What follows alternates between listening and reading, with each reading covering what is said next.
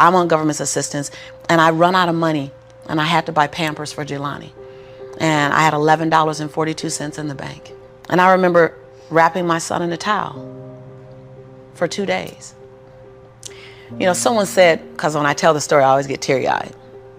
And someone said, do you fabricate the tears because you've told the story so much? No, I'm a mama. Every time I tell the story, I feel it again. I remember the second day, like you said, I had my hand on Jelani's stomach, and I said, don't worry, baby. Mommy will never be this broke or broken again. And that day, what shifted for me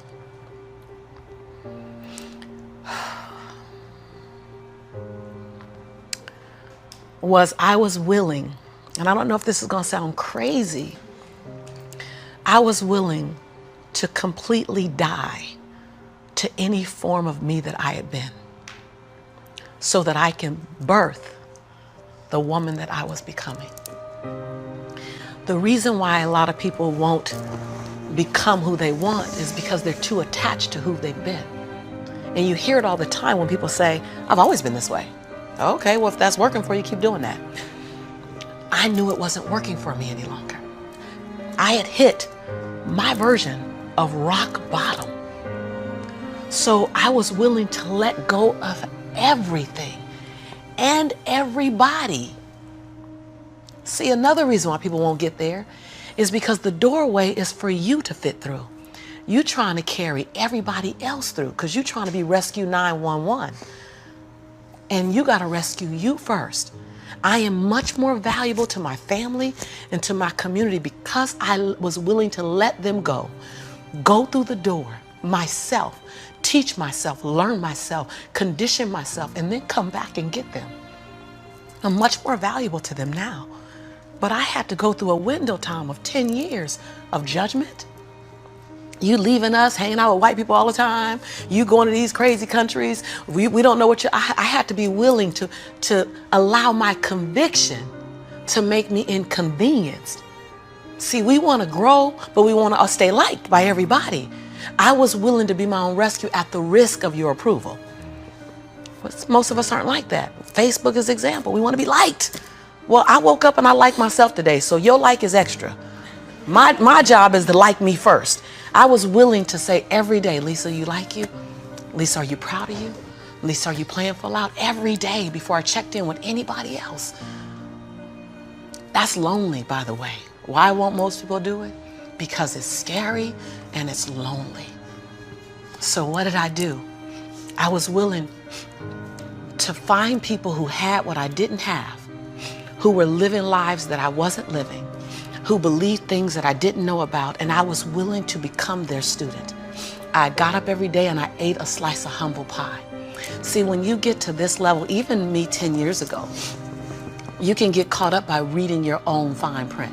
See, whenever I hear people reading my bio, before I came on and you read my bio, I'm in the back going, yeah, yeah, yeah, yeah, yeah, yeah, yeah, yeah, yeah. Because I don't want to ever think I arrived. That bio is old. You should be interested in my future. Oh, that's my bio. What's my future? Oh, what are you doing? Who am I becoming for 2020? And we get caught up in our bios. We get caught up in our status. I never allowed that to stop me from going and sitting at the hem of someone and saying, what do you know about wealth? See, because there's 3 forms to money. There's 3 relationships to money. We learn how to earn it, we learn how to keep it, and we learn how to grow it. Well, I learned how to earn it because my theme song was, I'm a hustler, baby. And I want you to know, everybody with me, it ain't where I've been, but where I'm about to go. So I was singing that song. That was good. They know, right? I was singing that song when I was working out of my closet as my office. I was in a walk-in closet where you really couldn't walk in, you stepped in and turned, right? and the clothes rack, you know how you have the hanger rack, I had pant hangers in the closet and I had manila folders clipping on the pant hangers. Those are my client files. And I would sit there and I put $2.99 mirrors that you get from CVS. I put them all around my closet walls so that I can make my office look bigger. I worked out of that closet office for 4 years, singing that song. It ain't where I've been, but where I'm about to go. I knew that. I knew how to make money. I didn't know how to keep it because ain't nobody had none in my family. So keeping wasn't an issue. Growing was never an issue. So I went to people who knew how to make it, keep it, grow it. I went to people who was about serving others to the highest level. See, I make a lot of money because I serve more people. See, all your success is on the other side of service. People trying to make money, if it begins and ends with money, it's going to be a short-lived victory. But if it's about transforming lives, then the wind keeps going and going and growing and growing. So I went to people that knew what I didn't know.